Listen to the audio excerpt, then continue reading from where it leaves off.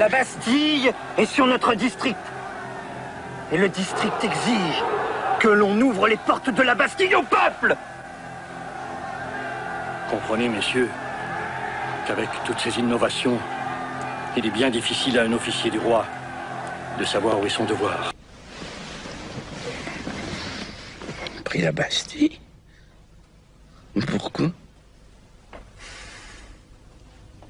C'est une révolte? Non, sire. C'est une révolution.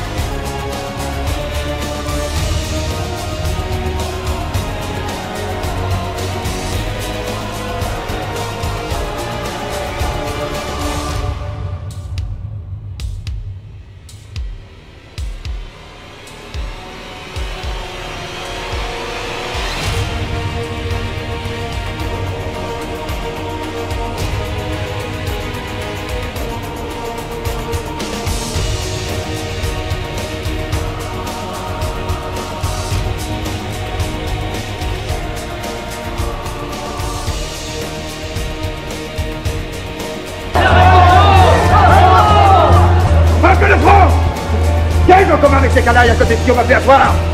Qui a osé mettre ces voleurs à côté de moi? Nous, pères de l'ange de la Révolution, on vend des criminels? Qu'est-ce que ça signifie?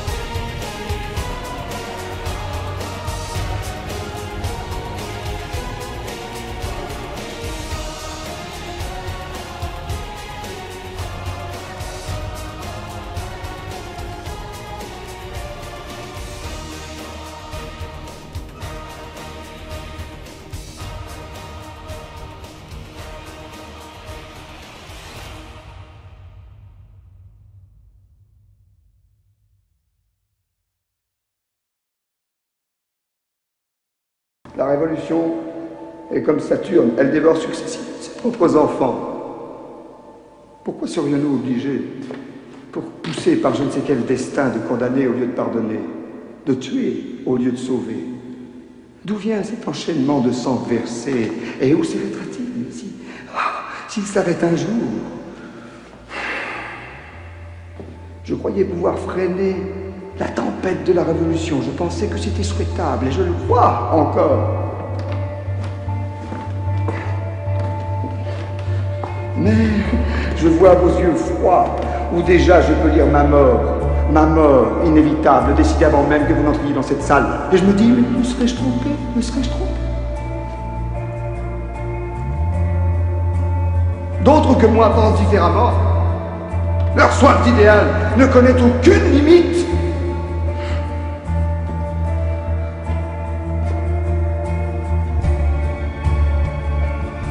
Ils ne voient plus d'hommes autour d'eux.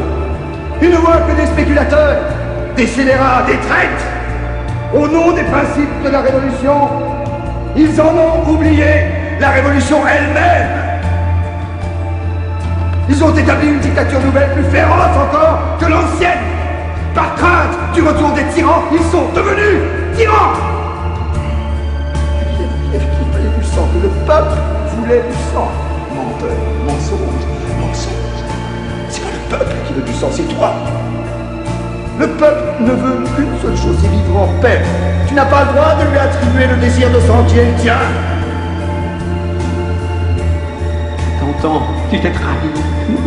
Trahi!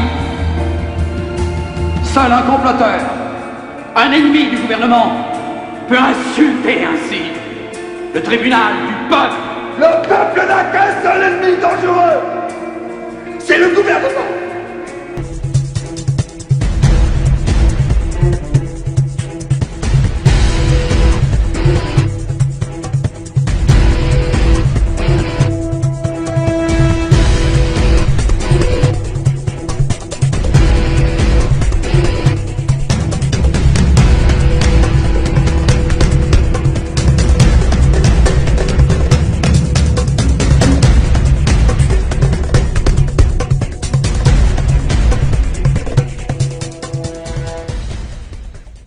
Je vous demande de vous lever, messieurs.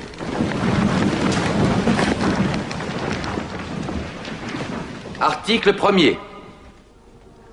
Les hommes naissent et demeurent libres et égaux en droit. Les distinctions sociales ne peuvent être fondées que sur l'utilité commune. Ces droits sont la liberté, la propriété, la sûreté et la résistance à l'oppression.